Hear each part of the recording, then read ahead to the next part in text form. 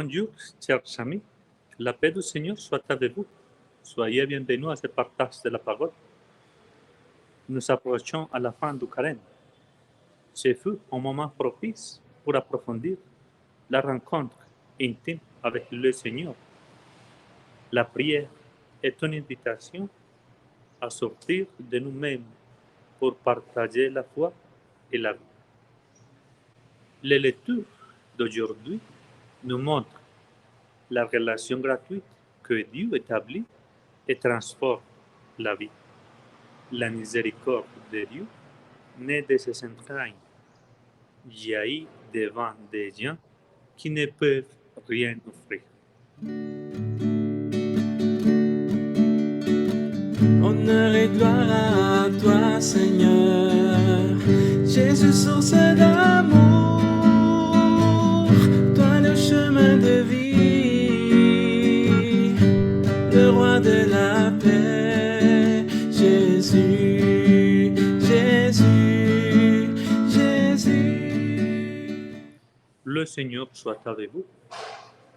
Évangile de notre Seigneur Jésus-Christ selon Saint Jean, chapitre 8, 1 au 11. En ce temps-là, Jésus s'en alla au mont des Oliviers. Dès l'aurore, il retourna au temple.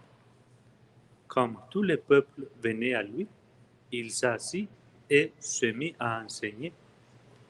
Les scribes et les pharisiens lui amènent une femme qu'on avait surprise en situation d'adultère.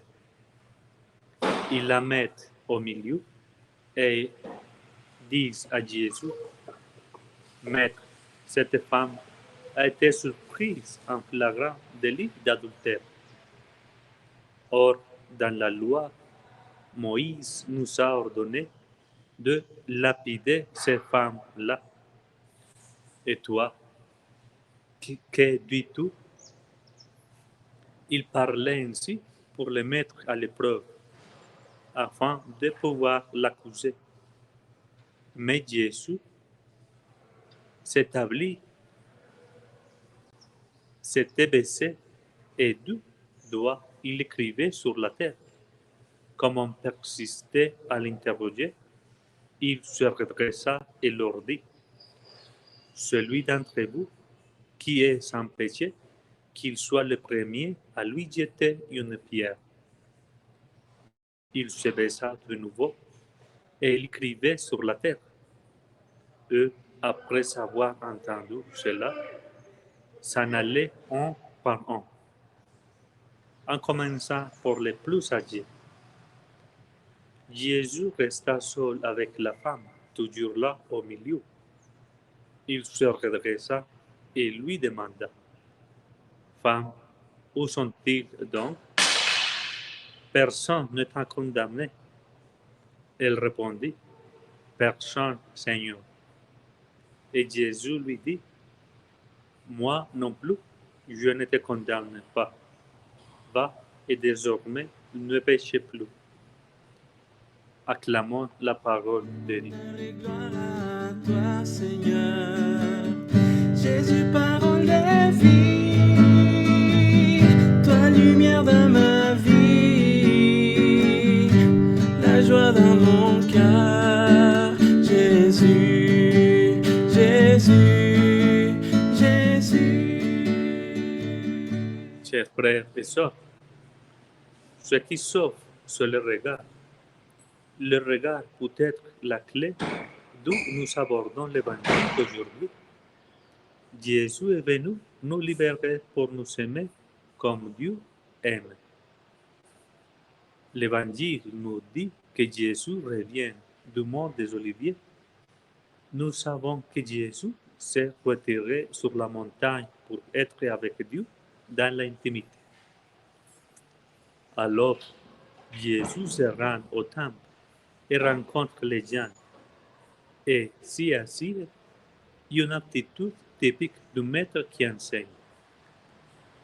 C'est alors qu'une femme surprise en adultère lui est amenée pour le mettre à l'épreuve. Les scribes et les pharisiens qui l'amènent regardent cette femme avec indifférence. Ce regard le rend invisible, la dépouille de sa dignité pour le réifier. À ce moment, Jésus baisse les yeux. Il n'entre pas dans cette dynamique. Il reste silencieux et alors Jésus se rend au temple et rencontre les gens et s'y assied, une aptitude typique du maître qui enseigne.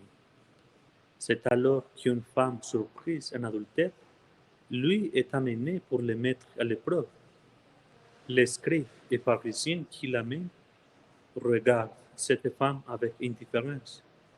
Ce regard la rend invisible, la dépouille de sa dignité pour la refier. À ce moment, Jésus baisse les yeux. Alors, Jésus se rend au temple et rencontre les gens et s'y assied, une aptitude typique du maître qui enseigne. C'est alors qu'une femme surprise en adultère lui est amenée pour le mettre à l'épreuve. Les scribes et pharisiens qui l'amènent regardent cette femme avec indifférence. Ce regard la rend invisible, la dépouille de sa dignité pour la refier. À ce moment, Jésus baisse les yeux. Il n'entre pas dans cette dynamique. Il reste silencieux et commence à écrire par terre pendant que les accusateurs l'interrogent. Chercha à le mettre à l'épreuve. Les silences de Jésus sont éloquents parce qu'ils disent sans parole. Qu'est-ce que Jésus aurait écrit sur le sol? Devant l'instance, Jésus se lève et regarde les accusateurs. C'est un regard pénétrant qui pénètre jusqu'au cœur. En regardant le jeune homme riche, Jésus le sent sûrement et ressentait de la tristesse. Il les invite à regarder autrement. Celui qui est sans péché jette la première pierre. Il baisse à nouveau les yeux. Quand tout le monde est parti et qu'il ne reste que la femme, alors Jésus la regarde. Le regard de Jésus est créateur. Il le ramène à l'existence. Réveillez la plus authentique d'elle. Fait ressortir le bien dans votre corps. C'est un regard de guérison qui ouvre le pardon. C'est un regard qui libère et permet aux femmes de s'engager sur un nouveau chemin de vie. Comme le rappelait Pedro Fray, le regard séduit comme l'oreille séduit. Il faut apprendre à regarder pour que les événements, les paysages humains ne nous soient pas indifférents, mais significatifs.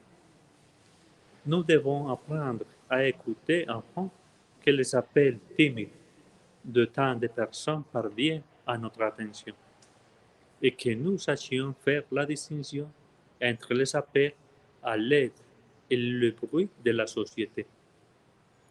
Peut-être est-il opportun, en cette dernière semaine de carême, de nous demander quel est notre regard aujourd'hui.